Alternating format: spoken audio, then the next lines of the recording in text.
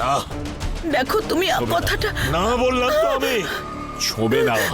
যা কিছু ঘটেছে সেসব তোমার জন্য ঘটেছে।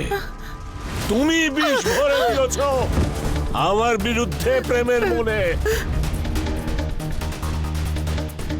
প্রেম শোনো, কালকে আসা একটা মেয়ের জন্য আমার ছেলেটা নিজের বাবাকে চোখ রাঙাচ্ছে, নিজের বাপকে।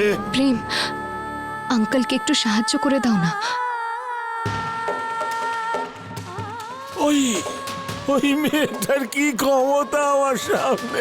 উনি তো বড়, এটা ওনার অধিকার আমাদের বকার। তো প্লিজ ওনাকে একটু সাহায্য করুন।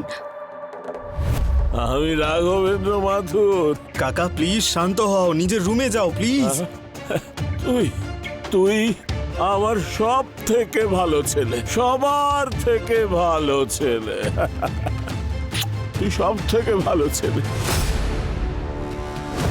খুব ভালো হয়েছে যে তোর বিয়ে হয়নি। যদি তোরও বিয়ে হয়ে যেত না, তুইও প্রেমের মতন হয়ে যেতিস, ওই প্রেমের মতো। প্লিজ আমার কথা শোনো কাকা, প্লিজ ঘরে চলো প্লিজ কাকা। তুই বলছিস, আমি যাব তাহলে। এই বাড়িটা আমার। দাঁড়াও, এত অসম্মান হলো তাও তোমার মন ভরেনি যে এখনো ওনার পিছনে পিছনে যাচ্ছ? চলো ঘরে।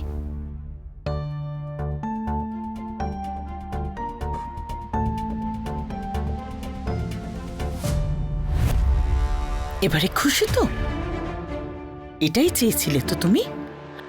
হ্যাঁ, একটা হাসি খুশি পরিবারকে এভাবে শেষ করে দিলে তুমি। আর এর জন্য আমি তোমায় কখনো ক্ষমা করব না।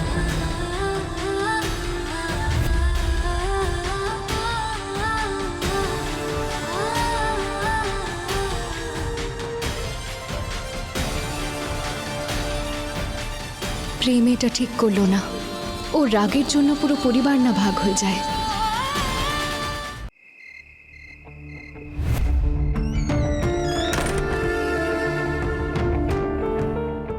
এই বাড়িটার মালিক আমি।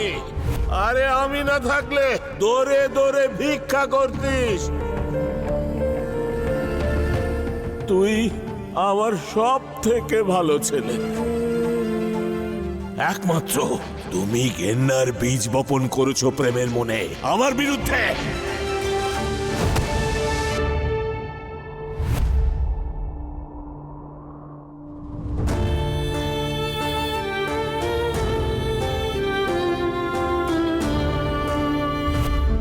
বসো।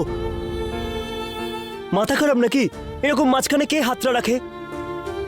তোমার লাগেনি তো? এখন তো আমিও বেঁচে গেছি আর তুমিও, কিন্তু যদি এইভাবেই রাগ করতে থাকো তো তোমার শরীরের জন্য ভালো হবে না, আর পরিবারের জন্যও নয়।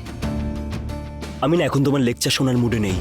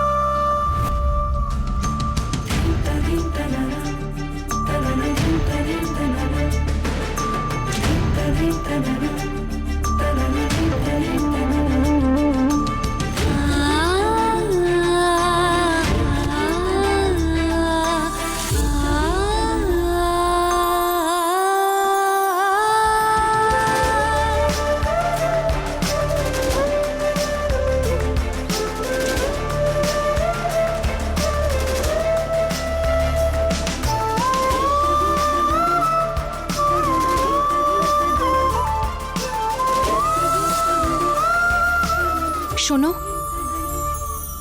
আরেকবার মাথা ঠুকতে হবে, না হলে শিং গজাতে পারে।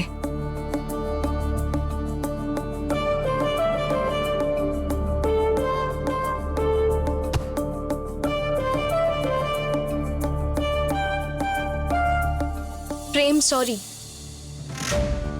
যদি তোমার আমার কথা খারাপ লেগে থাকে তাহলে আমি শুধু এটুকুই বলতে চাইছিলাম যে পরিবারের মানুষদের কথা এত খারাপ লাগালে চলে না। তো কি হয়েছে যদি আঙ্কেল তোমায় শাসন করে থাকেন, তাহলে তুমি তো ওনার সাথে এভাবে কথা বলতে পারো না, তাই